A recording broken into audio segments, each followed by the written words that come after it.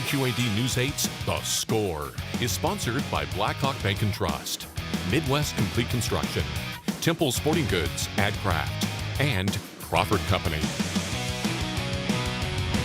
Welcome to week 7 of The Score. That's right, 7 weeks of high school football officially in the books.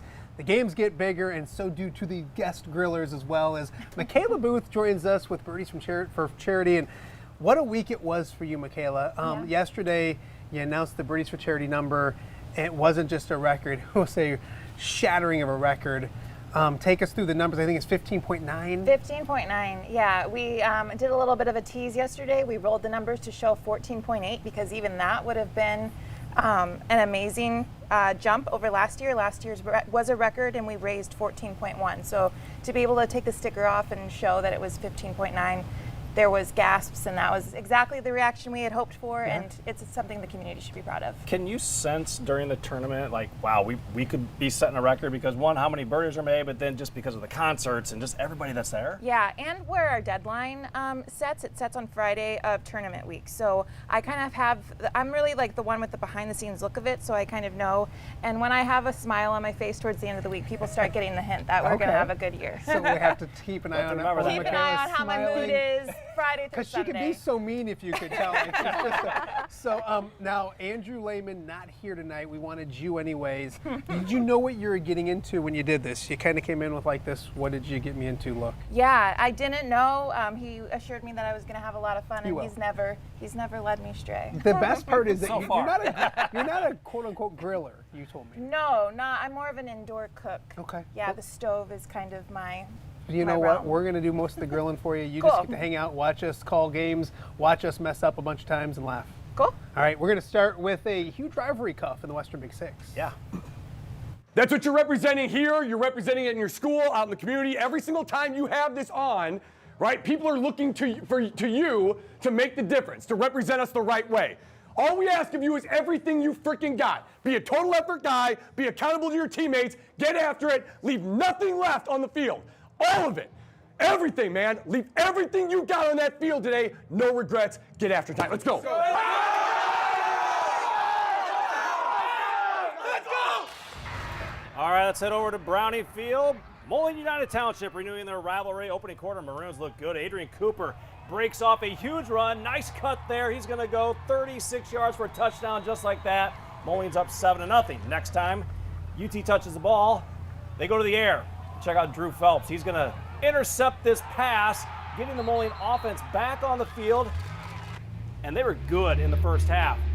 Running that wing tee, it's Cooper again, this time on a 18-yard touchdown, and it's 14-0 Molen. 2 touches, 2 scores for the Maroons. They get the ball back for a third time in the half. They go 98 yards, capped off by this Eli Taylor to Alex Rubing, 46-yard pitch and catch. It's a 98-yard drive, 21-0 heading into the break.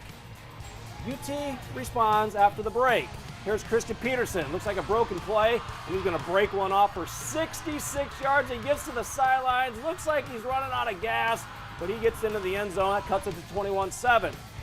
Then Peterson will go to the air. Cohen Parsons breaks that tackle, stays on his feet, gets in, and all of a sudden it's a 21-14 game. Let's go to the fourth quarter. Molen going 4th and 15. Coach Morrissey doesn't like to kick. He's going to go Taylor to Zach Sierra, 28-yard touchdown. That's going to seal it for the Maroons. They get a turnover late.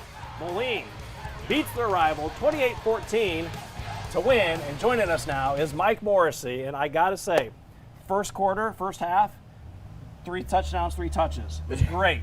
Why don't you like to kick the ball? Yeah, I don't know. I mean, it's probably a personal thing. I think our defensive coaches would much rather us like try to pin teams back now and then. But I mean, really, I think it also comes with confidence in your offensive line, confidence in your running backs, our tight end, those guys to be able to kind of grind things out and take 4 downs to get 10 yards. We feel pretty good about.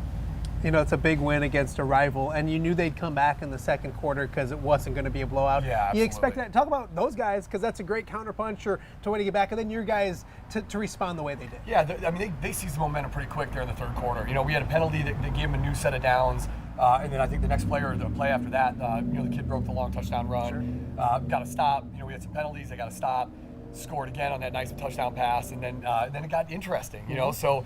Our kids were tested a little bit, and our coaching staff was tested a little bit, and it was nice to see everybody kind of take a breath, calm down and kind of get back to what we do and you know, our kids capitalize on some opportunities late in the game for sure. Well, the win gets you to 5. That makes you playoff Yeah. eligible. That's got to feel good knowing last year you just missed out. But 5 wins with 2 games to play and potentially 7-2. Yeah, and we actually didn't talk about that at all this week. You know, they know, I mean, because it's been brought up at you know, other times, but the focus was really just on UT. I mean, they are a good team, and they've done really good things offensively and defensively over the last few weeks. So you couldn't really look forward to playoffs until you start taking care of the ones in front of you. I know that's super cliche, but that's the truth. And then, you know, now it kind of flips the script to where if we can get these next 2, potentially we can host a playoff game. So, you know, I'm sure it's on everybody's mind, you know, but we got to prepare and get better at some of the things that we didn't do great at, you know, tonight. But still super proud of our kids because they stepped up when they needed to. Do you smell like Gatorade? I got Is that you? bad, big time. Big time? It's all. I am so sticky. It's not even fun. And if you were there, I would have given you a big hug. As much as I'd love to hug Mike Morrissey on TV, we're going to get to the next game. Congrats, Coach. Thank we you, always guys. appreciate you. Appreciate you as Let's get always. back to the Western Big Six because another big game down in Quincy. Coach Morrissey, the Blue Devils, they're pretty good at football here. It's Braden Little rolling out, buying time, and then finding Pike Hammers for the touchdown. That gave an early lead. Also, they're good on the ground as well. Jarius Rice, the touchdown run. He had 5 touchdowns. This one got out of it early. It was Quincy winning this one 63-6, your final score. Let's head to Rocky Stadium and finally putting a good looking Rossler on TV instead of that Justin, his old man, is not good to look at. Galesburg, though, on the other hand, roll the dice here. Faking the punt in the 3rd quarter, and they pick it up a little Dan Campbell-like. As a Lions fan, I love to see it, but that drive would go nowhere. How about this one, though? Javian Clark-Pugh buying time, scrambling around, avoiding the sack, and then throwing it back across the field to Evan Ellis. Just how you draw it up. And then he gets the sideline, gets a nice block, and he goes inside the 20, down inside the 10-yard line, but kicking not a theme at Rock Island. They'd miss a field goal in that one. Rocky defense good as they get to the running back here for the loss. Congratulations to the Rocks and Fritz Diodone. They pick up their first victory of the year, 13-6, your final score. Geneseo looking to get within 1 win of playoff eligibility with a non-conference game against Thornridge. Falcons with the ball early. Green Machine defense with the early stop by Lincoln Barnett. Great play by the Geneseo defense. Then on the first play from scrimmage for the Green Machine, it's Jackson McAvoy hits Carter Holke for a 25-yard touchdown. Green Machine takes a 7-0 lead, but the Maple Leafs looking to add a little bit more. Weird play here as Kai Weinzierl isn't ruled down as they smack the ball out of his hand. So he's just going to get up and it's a fumble picked up by the Falcons. Great heads-up play there. Then on the ensuing drive, Weinzierl rises up on defense, 80-yard interception. That's going to be a pick 6 for Geneseo. You know the last team to win up at Thornridge was Mike Morrissey. 55 You're a fount of 7. knowledge, Corey Cuff. That's what I love about you. Let's head top the river to the Iowa side, and then Bettendorf, I'm going to say perfect, taking on Davenport Central at Brady Street Stadium. First quarter of the game, it's the Bulldogs doing it through the air. Jackson Laver to Hayden Morrison. That's good for a first down. And very next play, second play on offense for Bettendorf. They get a big one. It's Jacob Whipple getting the handoff, using some nice blocking, patience, and then he turns on the Jets after that. 55 yards all the way to pay dirt. Bettendorf with an early 7-0 lead, but the Blue Devils came to play early on in this one. They get the ball back, and they go to work. Carson Williams gets the corner right here, gets it to the sidelines. He races inside the 20-yard line, but Bettendorf would dodge a bullet as the Blue Devils were to get their field goal blocked, and then they had plenty of defense throughout the night. Amari Washington with the sack. This one all Bettendorf from start to finish. They win this one. They're undefeated 48-0, your final score. Pleasant Valley looking for its 6th straight win, hosting Muscatine. Spartans putting together a good drive right off the bat. Quarterback Carson Fierce, he shows off his speed and picks up the first down. The very next play, Elijah Rodney takes it right up the gut and breaks free to find himself in the end zone for 18 yards, touchdown. PV leads 7-0. Spartans' next drive, Fierce showing off his wheels yet again. He scrambles to the outside, dodges some tackles to move the chains. A couple plays later, guess what? It's Elijah Rodney again, weaving his way to the end zone. Pleasant Valley dominates this one. They win 42-7. A big matchup in 4A. North Scott on the road at Clear Creek. Amana And it was defense doing the job early on. Lancers getting the 4th down stop right here, getting the ball back on offense. Second quarter we go, we're still scoreless. Clippers back with the football, but more defense for the Lancers. Cole Johnson comes up with the big interception. That would get the ball back for the offense, and they go right to work. Later in the quarter, it's Evan Cruz getting the ball, finds the hole, bounces outside and bounces out of bounds inside the 5 with the 2. A couple plays later, it's Cruz finding the end zone for the touchdown. This will end up giving the Lancers an early 7-0 lead. North Scott goes on the road. They get back on track. They're 5-2 with a 28-7 victory. To Assumption we go. The Knights welcoming 5-1 Washington to town. Second quarter, the Knights are on the move. Ben Yegi picks up the first down, which sets up Assumption to end this drive with a touchdown. Braylon Thompson to Sincere Simons. The Knights lead 14-6. Now the Demons have the ball. Washington's quarterback scrambling on 3rd down, but Jack Roach with the big-time hit to end the Demons' drive. You might see that hit later on in the show. Knights get the ball back. Thompson with a short pass to Drew Diaz, who finds his way to the end zone. Assumption takes this one 34-6. To Clinton we go. River Kings and Burlington looking for win number 3 on the season. It's Jordan Coleman throwing a pass to Connor Schroeder.